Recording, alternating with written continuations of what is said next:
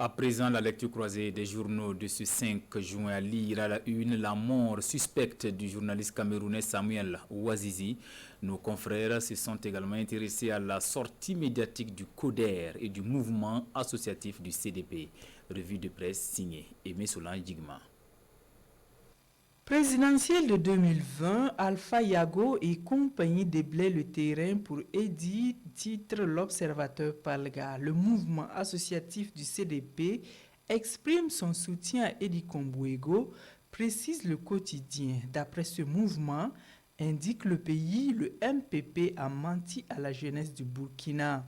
La meilleure alternative, selon Alpha Yago, c'est le CDP, souligne Sidoya. C'est pourquoi il appelle les militants à voter Eddy Kombouego, rapporte aujourd'hui au Faso.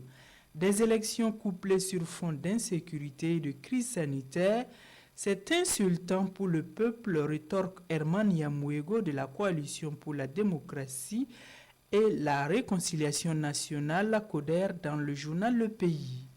Pour cette coalition, les plus vitales des préoccupations du peuple sont autres qu'électorales, relève le quotidien. D'après elle, la réconciliation nationale est le préalable avant toute élection, peut-on lire dans Aujourd'hui au Faso.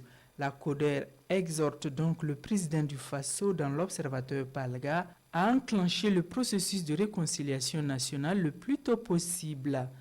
Mort en détention d'un journaliste anglophone au Cameroun, un crime de plus, un crime de trop sur l'autel de la raison d'État, s'offusque l'Observateur Palga. Mais à qui profite ce crime, se demande bien le pays. À Paul Biya, bien sûr, réplique ce journal qui pense que c'est lui qui a intérêt à bâillonner les journalistes de manière à ce qu'ils arrêtent de traiter les faits qui se déroulent dans cette partie du Cameroun. Qu'à cela ne tienne, si cette mort est avérée, rétorque aujourd'hui au Faso, et si elle a été consécutive à des maltraitances, alors les autorités camerounaises, en voulant éteindre un feu, risquent d'avoir réussi à engendrer un incendie.